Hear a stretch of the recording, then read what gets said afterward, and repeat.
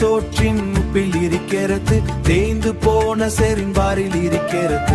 மாலை விளக்கேற்றும் திரி இருக்கிறது, காலம் கடு நிற்கும் இந்த களிமண் சுவர், நம்மை தாங்கி நிற்கும் இந்த பழைய பூமி.